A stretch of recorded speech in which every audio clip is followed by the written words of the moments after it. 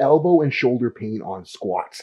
This is an issue that gets on my nerves because the first advice that anyone gets is always so flipping bad. And that advice is to stop squatting as often on the straight bar since the straight bar is so hard on the shoulders. Yeah, the straight bar does place more demand on the shoulders than the SSB or the Buffalo bar because it crams us into a tighter space and can increase the amount of pressure on the shoulders and elbows. But that increased demand doesn't have to be a problem if our elbows and shoulders are prepared to handle the pressure and are prepared to access the position. And when we're determining how prepared we are for the squat bar, we need to ask 3 questions. Number 1, do we just lack range of motion and we're forcing our arms somewhere they don't want to be? Number 2, does our shelf suck and we're trying to support the bar with our arms? And number 3, does the strength or tissue tolerance of our shoulders and elbows need to be brought up so that it can handle the pressure that the squat bar is going to exert on them? Problems 1 and 2 are kind of one and the same, because if your flexibility sucks, your shelf is probably going to suck as a result, and if your shelf sucks, it's probably because your flexibility sucks. And while we're working on flexibility and establishing position, we're going to be using load to do it, so we'll also be improving strength and tissue tolerance at the same time.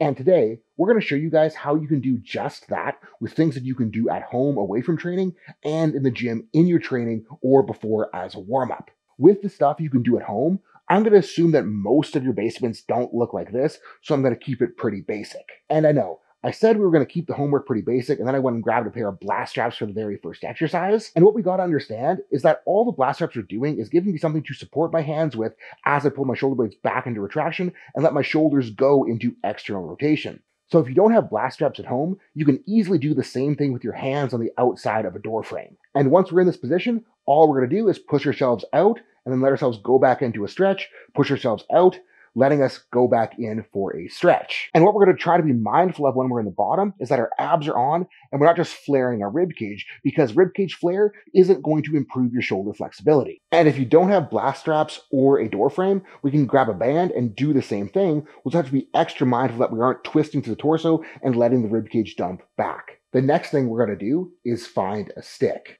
Stick acquired. Broomstick, dowel rod, PVC pipe, anything long and stiff will do the trick. What we're going to do with it is we're going to put it on our back like it's the squat bar. And when we're there, all we're going to do is try to get comfy with it in our shelf, practicing creating tension, moving from side to side, and we can even do behind the neck presses with it, or dislocations. The goal is to spend a couple minutes with the stick on your back, and by doing that and moving and creating tension, we're going to be better prepared to move and create tension in the gym with the squat bar. Homework for the elbow end is going to be pretty simple. All you need to do is bang out some high rep sets of pushdowns, superset it with some high rep sets of curls. The goal here is just to get a pump and get those elbows feeling nice and juicy.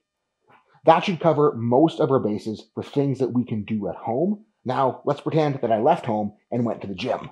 Now that we're at the gym, we're going to go through 2 warm-ups that will make sure that we're ready to access the squat bar position while building up a little bit of tolerance at the same time. The first of those warm-ups is a McLeod fly, which is basically the opposite motion of a face pull, but we're doing it with dumbbells. We're going to let those dumbbells push our shoulders into an external rotation stretch, and then we'll push ourselves back out to the top. As we lower them, we're going to be aiming for approximately the same spot that we're going to be when we're underneath the squat bar so that we can make sure that we're ready for it. As we get stronger and these feel better, we can progressively work towards handling bigger and bigger dumbbells. For the next warm-up, once again, we're going to need our trusty stick.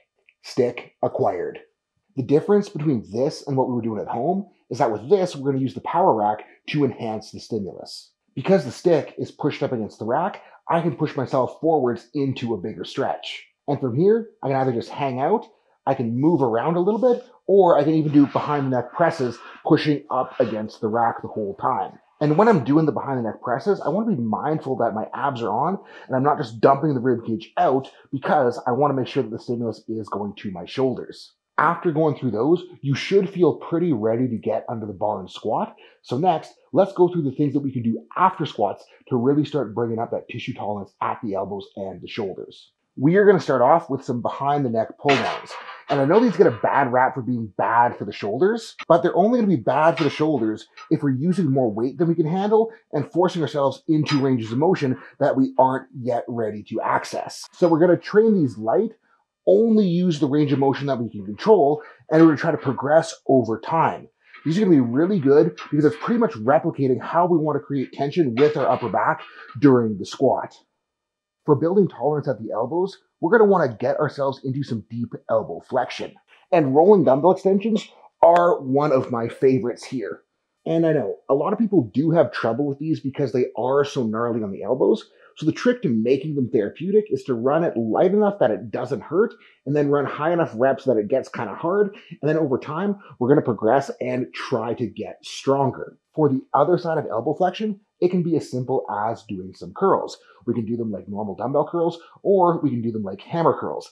Either way, once again, the important part is to run them light enough that it doesn't really suck, and then run high enough reps that over time it gets kind of hard. And last but not least, you might also want to add in some direct forearm training. One of my favorites is the dumbbell finger roll. We're letting the dumbbell roll down our fingertips, being careful to not drop it on our feet, and then we're going to curl it back up and finish with a little bit of a wrist curl. Start light enough that it doesn't suck, and run high enough reps that you get a massive forearm pump.